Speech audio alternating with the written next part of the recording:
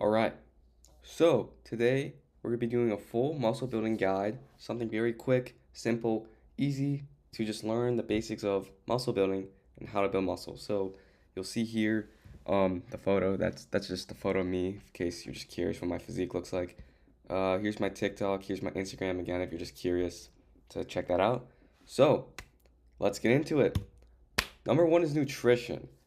Nutrition is arguably one of the most, if not the most important thing for building muscle. So, what do we do here with nutrition? What's step one? Well, step one is we want to calculate your maintenance. What is maintenance? What does that mean? Maintenance is the amount of calories you need to consume to maintain and stay exactly where you are right now. That's what maintenance is. Just eating at the amount of calories to maintain. So again, if you were to eat maintenance every single day and kind of just, live life normally, you would maintain exactly how you are. So you want to know your maintenance because when you get your maintenance, you want to add or subtract calories based on your goal. So if you're trying to lose weight, you'll subtract calories. If you want to gain weight, you'll add calories. And we'll talk about that a little later. But how do you actually calculate your maintenance? Because no one really just knows their maintenance off the top of their head, right? So it's very simple. Let me show you how to do it. So first things first, open an AI site. It could be Grok, it could be ChatGPT. You can even find an online calculator. I find that I like to do Grok AI. That's just a personal preference. I find it's the most accurate, but pick whatever. So I'm gonna do Grok AI. First, get a photo of yourself. So I'm just gonna screenshot this right here, make it quick and easy.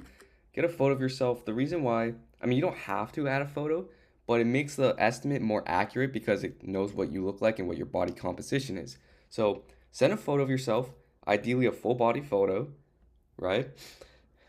Next, you want to tell Grok about yourself. So, hi Grok. I mean, you don't have to greet it, but I'm 19. Give your age. I'm 5'10. Oops, 5'10. Give your height, your weight. I'm 180. Right. By the way, the more things you can give it, the better. So I'm 19, 5'10, 180, male. Right? Boom. That's kind of all you really need. But again, the more information you know about yourself, the better. So it'll be more accurate. But I'm going to start with that. I'm 19, 5'10, 180 pounds. Let me specify pounds. And I'm a male. Next, after you kind of give it like your stats, tell it what your day-to-day life is like. Like, what do you do? Do you exercise? Do you play sport? Do you do this? Do you do that? Do you just chill at home all day? I don't know. Type that in. So I'm gonna say, I go to the gym 6x a week. Again, be as specific as you possibly can. It helps. My split is anterior, posterior. I do a 3x a week. See, so I'm kind of typing in what I do at the gym, right? I'm typing how I go 6 times a week and what I do at the gym. I'm also gonna include how I also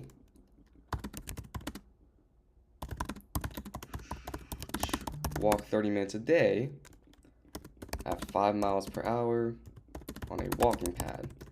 So that's my activity level, right? All I really do is just every day I walk for 30 minutes and then 6 times a week I will go to the gym. So after you give it your stats and your activity level and a photo, whoop, send it in. And now, oh wait, whoopsies, hold on. Okay, whoops, hold on. One thing I forgot to say, calculate my maintenance. Yeah, don't forget to ask it to calculate your maintenance. I think I spelled that right. I think I spelled that wrong, but don't forget to ask that. So here we go. Now it's gonna calculate your maintenance because it's gonna take all the stuff you gave it. You can read all this if you want. Doesn't really matter though. It's gonna calculate all of this, yada yada yada yada, and then boom, you'll see right here, Grok is giving me the estimate of my maintenance to be 3,100 to 3,200 calories a day. So if I were to eat 3,100 to 3,200 calories a day, that would be my maintenance. So do this for yourself, right? Put your own stats, put your own activity level, and get your maintenance. And now when you get your maintenance, we can go from there, and I'll talk about that in just a second. So now let's go back to the slides. Hey, here's me again. All right. So after you get your maintenance, we'll talk about that in just a sec. It'll be the next slide. But first, I want to talk about macronutrients. So, what are macronutrients? Carbs, proteins, and fats. You probably know what those are. But ideally, I recommend you eat your macronutrients with healthy whole foods. I know it's a little pricey these days, but the best way you can do that, is just buy in bulk, I guess. But if you can do healthy whole foods, it's gonna be much better. You're gonna feel way better. You'll probably perform way better in the gym, whatnot. So for protein, animal foods, right? Meat, fish, chicken, right? Fats, I like to do avocados, olive oil, beef tallow, walnuts. Carbs, I don't really like to do grains. For carbs, I like to do mainly just fruits and honey and potatoes. But anyway, try and eat healthy. Like try to get your whole foods for your macros, right? Don't get McDonald's to be like, "Yep, that's my protein." Like, come on. And then next, of course, be consistent and track, right? Because again, if you're not tracking your calories, if you're just kind of guessing or you're just not consistent with it, you're not going to make the change. I know it makes a big difference. You actually need to track and be consistent. Like every single day, you need to track everything you eat and make sure you're eating your goals, right? And adjust if need be. This would be, if you want to eat more, eat less, wada yada, yada, yada, yada. We'll talk about that right now. All right, so here's nutrition two. The three main things are a bulk, a main gain, and a cut. So what are those three? So a bulk is where you eat in a surplus. What is a surplus? A surplus is when you eat above your maintenance. So you saw my maintenance was around 3,100. So if I were to eat like 4,000 calories a day, that's a surplus. A cut is the complete opposite. It's where you eat under maintenance. So instead of 3,100 calories, I'd be eating like 2,500 calories. That's a deficit. And then main gain, this we'll talk about in just a sec. But first, let's talk about the bulk. So what is bulking? So we just said how it's where you eat in a surplus. What bulking is going to do is you're just going to gain weight. You're going to get bigger, right? You'll gain muscle, but you'll also probably gain some fat. You'll just gain more weight. The cut is kind of the opposite. You'll lose weight, right? You'll burn fat. You'll lose fat.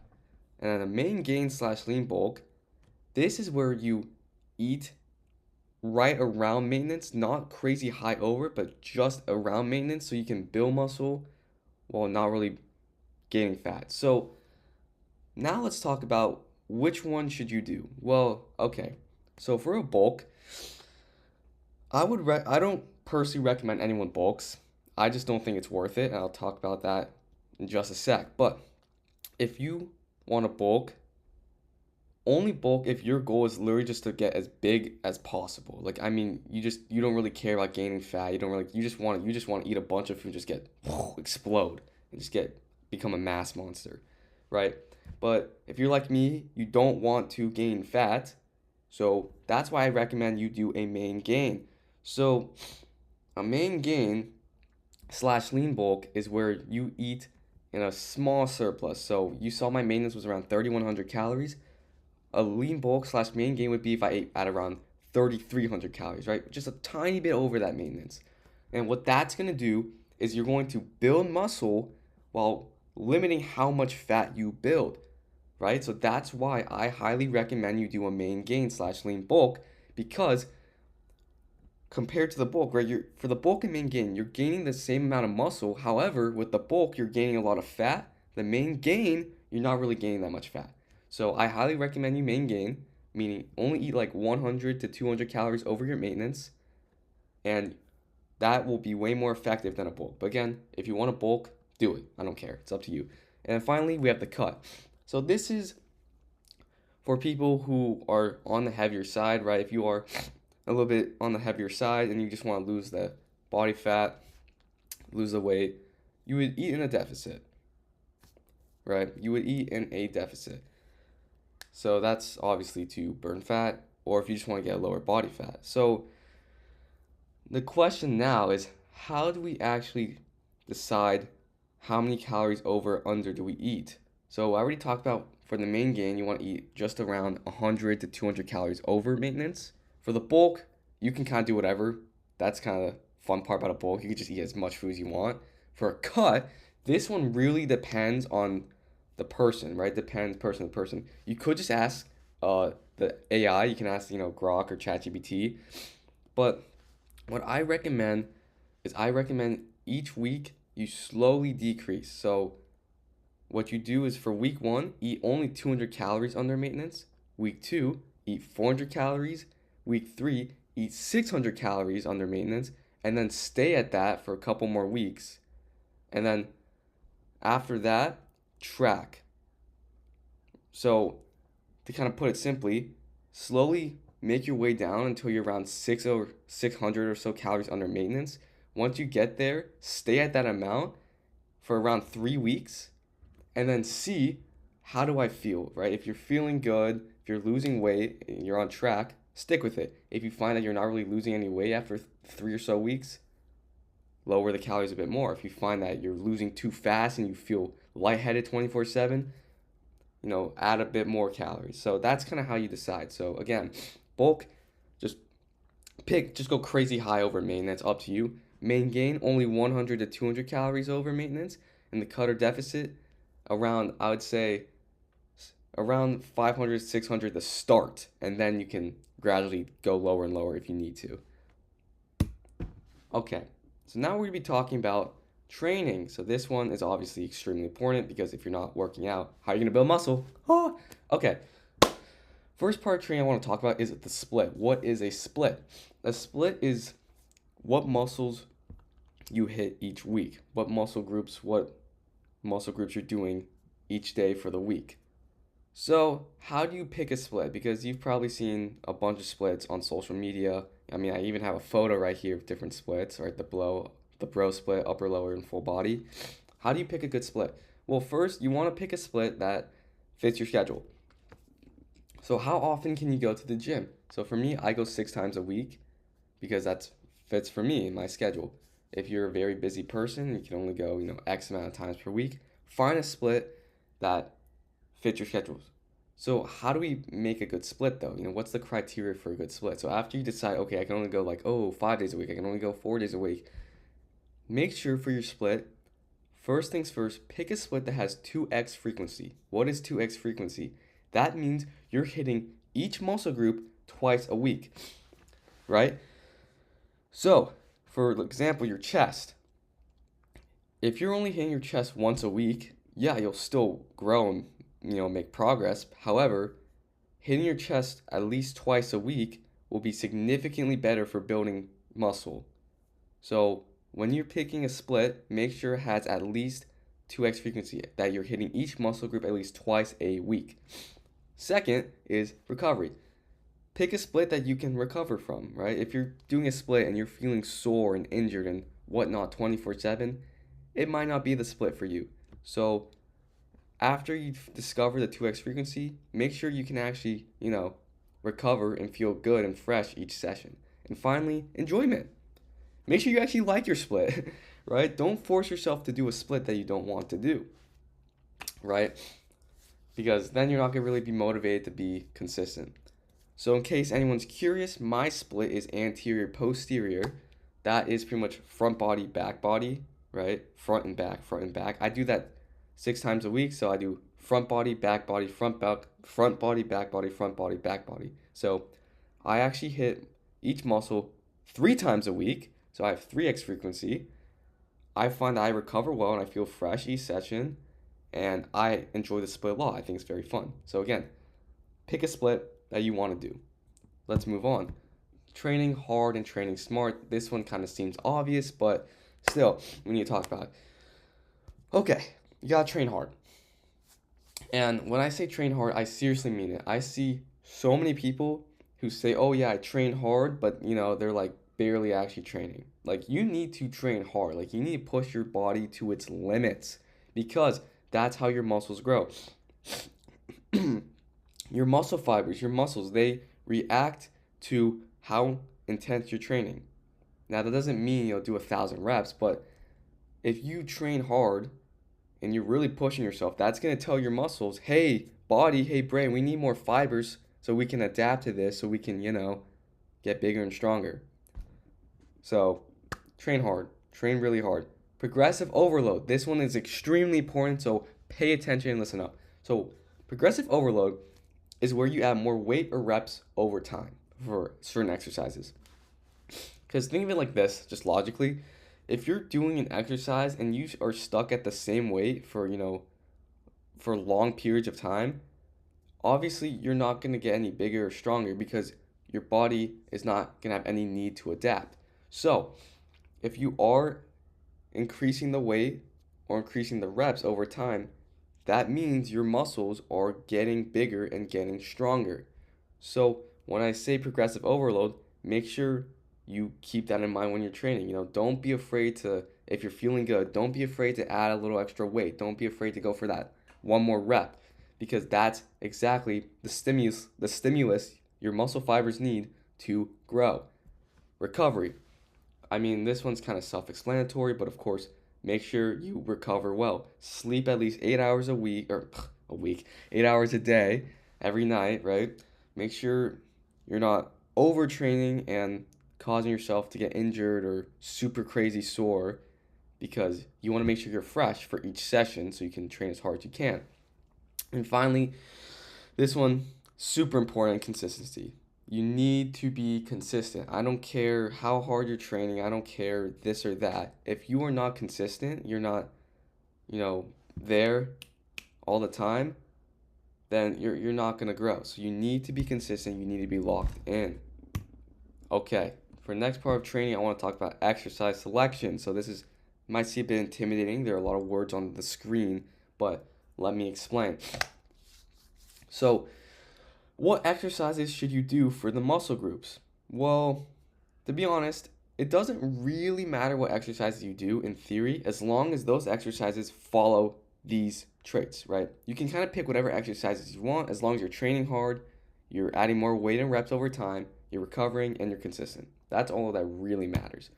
So, I'll give a general idea of what exercises to do for each muscle group because I don't want to give specific exercises as not many people may like them or want to do them. So for your chest, let's start with your chest.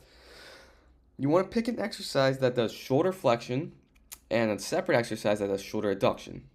What the hell do those words mean? Well, shoulder flexion is literally where you move your arm up and down. Shoulder adduction is where you move your arm in and out, in, out, in, out. So you want to pick an exercise that does that. So for shoulder flexion, examples of this would be a low to high cable fly. You can do an incline press, an incline bench, anything where your arm is moving up and in like this. That's going to hit your quote unquote upper chest here. And then shoulder adduction, this is literally anything where your arms are going in like this. So it could be a press, it could do a pec deck, a fly, just anything where you're pressing and moving in like that. That's kind of all you really need to do because shoulder adduction is going to get your mid/lower chest. That's kind of all you need for chest for the most part. Shoulders. Literally all you need is one exercise for the front delts, one for the side delts, one for the rear delts. That's it. So for front delt, you can do a front raise, a shoulder press. For side delt, just do a lat raise. For rear delt, do a rear delt cable fly. Just kind of pick it. You can pick, obviously. I'm just giving examples. But just do something for the front delt, the side delt, and the rear delt. All right, for the back, this one's going to seem a little confusing, but first, pick an exercise where you hit your lats in the frontal plane. So your lats, by the way, are these little boys over here, those wings. You want to pick an exercise in the frontal plane. So what is the frontal plane? Well, that's where your arms are by your side, and you bring your elbows in towards you, towards your hips like that, into your sides. That's going to be your frontal plane. So something like a wide grip lat pull down, something like where the cable's to your side and you're pulling in like this. Anything where you're dragging those elbows into your sides is going to be the frontal plane. That's going to get your quote unquote lower lats. Next, you want to do a sagittal plane exercise. So sagittal is where your arms are in front and your elbows come in, right? They're in front and they come in. So something like a close grip lat pull down, something like a row, something like a single arm where it's in front of you, right? You just want your elbow coming in. That's going to get your upper lats. Next, you just want upper back exercise. So literally just upper back row, I think is fine. Right? Just anything where you're just pulling with your upper back. All right, next are erectors and traps. So these ones are kind of optional because erectors do get hit hard with other exercises. But if you want to target your erectors, which are like your spinal muscles, you can do back extensions. Again, this one's kind of an optional one. Same with your traps. Your traps are kind of an optional one because these ones get hit pretty hard from your other back exercises. But if you just want a little more trap work, do a shrug or just something where your traps move. Again, kind of an optional thing. All right, biceps, very simple. Do one curl exercise of your choice. It could literally be anything. All you have to do is just bend your elbow and curl. That's it. And then pick a hammer curl. So this is where, you're holding it like this, vertical. So one curl and then one hammer curl of choice. Pick any variation. Triceps. All right, you want one long head exercise. So the long head is like the thick boy that runs around here. How do you hit the long head? Well, you want to pick an exercise where your elbow is locked in place and you extend your elbow. So you keep your elbow stuck by your side, for example, and you move your arm down. That's it, right? Pick anything you want, though. And on top of the long head, you want to do a lateral medial head exercise. So to hit this, all you need to do is move the upper arm and move the elbow. So literally just kind of like a press. So you can do a tricep push down, a dip, anything. Legs. All right, to start with the quads, you want to do a leg extension. The leg extension hits all your quad muscles very well, including the rectus femoris, which is kind of an underdeveloped, I don't want to say underdeveloped, but not many people really target it. So leg extension, definitely do for legs. On top of the leg extension, do a squat or press pattern of choice, right? You can do a barbell squat, a leg press, a hack squat, just kind of any pressing movement. With that, you also want to do a hamstring curl, right? You can do a lying one, the seated one, just any hamstring curl for your hamstrings, of course. Next is a hinge movement. What's a hinge movement? That's where you hinge your hips. So something like an RDL, an SLDL, hyperextension. You just want to move those hips so you can get more glute and hamstring activation. Next, calves. Just do a calf raise. I mean, there's not really much to it. Ideally, a straight leg calf raise. You don't want to do the seated ones. The straight leg is better for your calves because the seated doesn't really target it as well. And additionally, this is kind of an optional thing, but if you want to hit your glutes a little more, do some sort of glute exercise. But they get hit pretty hard with your squat and your hinge movement. And then finally, your abs. You just want to do spinal flexion. So this is literally where you just crunch in and bend in, right? Just do anything where you crunch and bend. That's it. So that's kind of the general idea for each muscle group, right? Again, what matters more are these, but here are just general ideas. And now finally, this is kind of like a little wrap up before we end. Here are the things that matter the most, right? Your calories, I mean, like I said, these matter a lot, right? For example, if you're trying to lose weight, it doesn't matter how much exercise you do. It doesn't matter if you jog 1,000 miles. It doesn't matter if you eat healthy. Nothing matters for weight loss than calories. That's the only thing that will make you lose weight, eating in a caloric deficit, right? So track your calories, be consistent with those, and be good with those. Next, progressive overload. We just talked about that, but make sure you are actually progressing, because if you aren't progressing, then your muscles have no need to get bigger and stronger. So make sure you progress. Next, time, right? Time consistency. Don't expect to just magically change overnight. This takes months to years. So I know it does kind of sound like, dude, are you kidding me? Months to years? What? I know it does sound like a long time, but trust me, it goes by way faster than you think. And if you're very locked in, you might see results even faster. So just be consistent. Just keep grinding. Don't give up. And then finally, of course, recovery. This is extremely important. Sleep, recover, don't overtrain. Yeah. So that's pretty much it. If you have any questions, leave them down in the comments. I'll be sure to answer those. If you want to check out more of my stuff, peep the TikToks, peep the Instagrams, you can also ask me stuff there. I hope this video helped. Deuces.